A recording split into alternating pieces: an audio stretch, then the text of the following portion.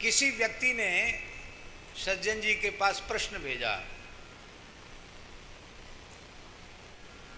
कि बड़ी श्रद्धा है कि हम गुरु वरण करें, शरणागति स्वीकार करें, और अनेक महात्मा ऐसे हैं जिनके प्रति उनको देखकर, उनकी बात सुनकर के उनके प्रति श्रद्धा उत्पन्न हो जाती है।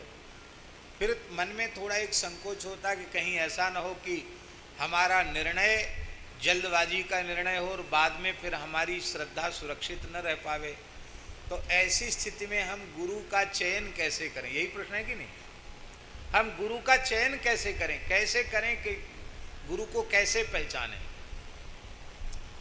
सबसे पहली बात तो ये है कि सबसे पहले आप श्री नाम का आश्रय लें, हरि नाम का आश्रय लें। उसके लिए अलग से किसी से कुछ संस्कार लेने की आवश्यकता नहीं है। चाहे तो श्री राम जय राम, चाहे हरे राम हरे राम राम हरे हरे, अथवा हरे कृष्ण कृष्ण कृष्ण हरे हरे, हरे राम राम राम हरे हरे, अथवा सीताराम राधे श्याम, जो आप नारायण नारायण, जो आपका नाम, जो नाम आपको अत्यंत प्रिय हो उस नाम का आश्रय लें। और श्रीमद् भगवद गीता, श्रीमद् रामचरितमानस, श्रीमद् भागवत, श्रीमद् भक्तमाल और श्री विनय पत्रिका, इन ग्रंथों का स्वाध्याय करें, सत्संग करें। सत्संग करते करते आपको गुरु खोजना नहीं पड़ेगा। जो आपके पूर्व निश्चित भगवान के संकल्प से निश्चित गुरु होंगे, वे अपने आप स्वयं चलकर आपको प्राप्त हो जाएंगे। इसमें आप तनिक भी संदेह मत करें। इतने से भी आपको संतोष नहीं होता है तो आप अनुष्ठान कर लो एक, क्या यच्छ्रेयस्यान् निश्चितम ब्रूहि तन्मे शिष्यस्ते हम साधिमाम त्वाम प्रपन्नम। ये जो गीता का श्लोक है, इसका जप कर लो, इससे संपुटित पाठ कर लो, इससे भगवान से प्रार्थना करो। क्योंकि कृष्णम वंदे जगत गुरुम, श्री कृष्ण जगत गुरु हैं।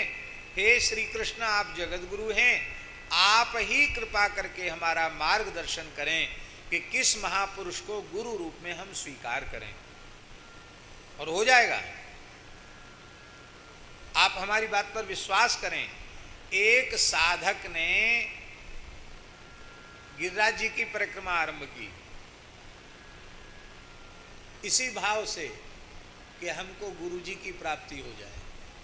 उसके पहले वे साधक 2-3 वर्ष तक पूरे भारत में घूमे थे, लेकिन कहीं उनको ऐसा मन नहीं हुआ कि यहाँ हम अपना पूरा समर्पण करें। साधु जैसे ही बन के घूमे, पर कहीं पूरा समर्पण नहीं हुआ।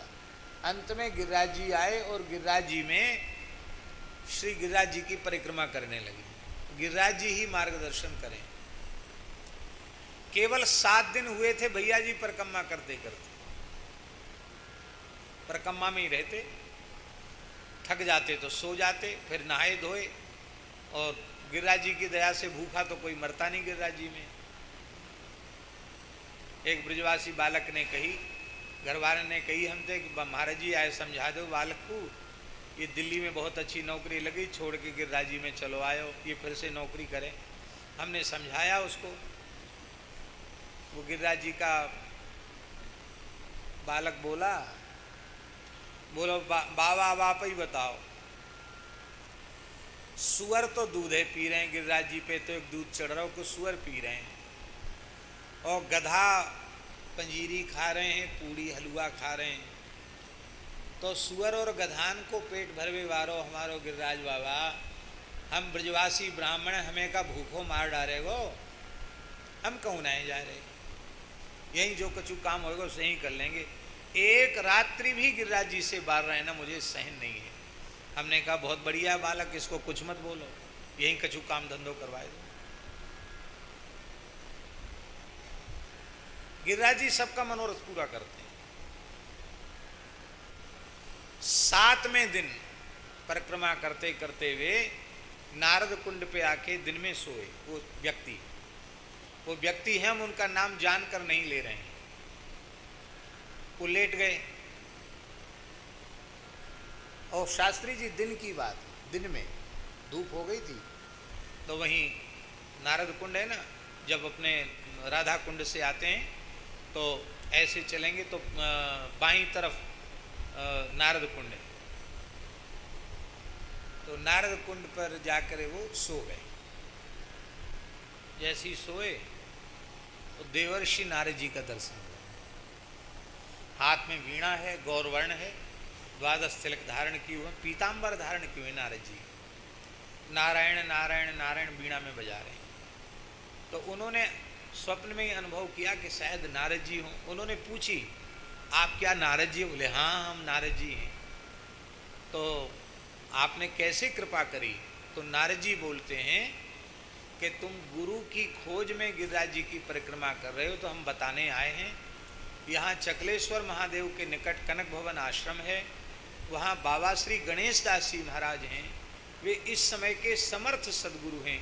तुम उनके जाकर दीक्षा ग्रहण करो, उनके शरणापन्न हो जाओ, बहुत श्रेष्ठ महात्मा हैं। ये कह के नारद जी अंतर्धान हो गए। उस व्यक्ति ने महाराज जी का नाम ही कभी नहीं सुना था। वो घूमते फिरते आए तो भैया कनक भवन आश्रम कहाँ है? महाराज जी वहाँ विराज रहे थे। और सौभाग्य की बात थी कि महाराज जी के साथ दास भी वहीं था। उस साधक ने मेरे सामने ही ये स्वप्न की अनुभूति सुनाई और कहा, अब तो नारद जी की आज्ञा है, आप हमको दीक्षा दे दीजिए। महाराज जी ने उनको दीक्षा प्रदान की। अभी भी वो व्यक्ति अच्छे महात्मा हैं। एक मर्यादा होती, उसके कारण हम नाम नहीं ले रहे हैं।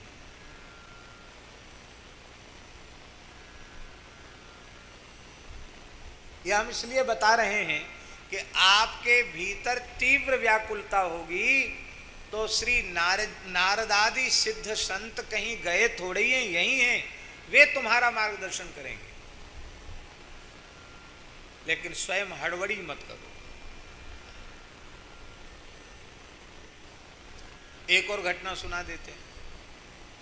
हमारे खाकचौक वाले पूज्य गुरुदेव श्री पहाड़ी बाबा महाराज जी के सिद्ध गुरु जी थे श्री परमहंस जी महाराज, परमहंस स्वामी श्री रामानुजदास जी महाराज, बड़े सिद्ध पुरुष थे। बचपन में ही वैराग्य हो गया और 5 वर्ष की आयु में उन्होंने गृह त्याग कर दिया। शास्त्री जी 5 वर्ष की आयु में।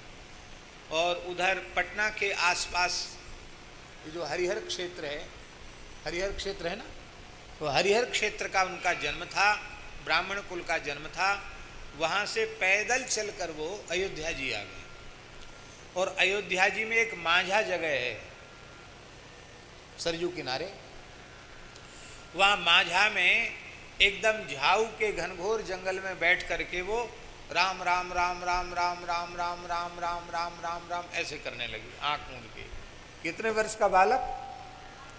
5 वर्ष का बालक। इसलिए कि अब हम तो गुरुजी को पहचानते नहीं, गुरुजी को खोज नहीं सकते, गुरुजी आकर हमको खोजें। जो संत यहाँ आकर मेरा हाथ पकड़ लेंगे मैं उन्हीं के चरणों में अपना समर्पण कर दूंगा।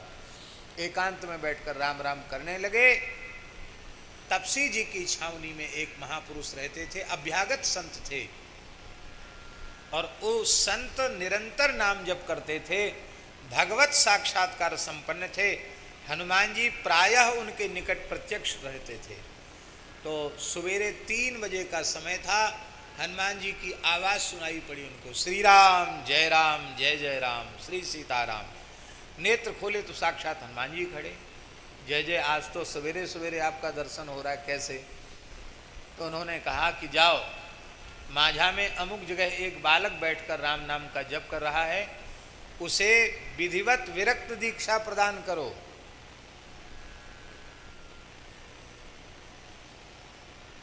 तो उन्होंने हाथ जोड़कर कहा कि हम तो अभ्यागत साधु हैं, हम कोई महंत स्थानधारी नहीं हैं और हम तो किसी को चेला बनाते नहीं।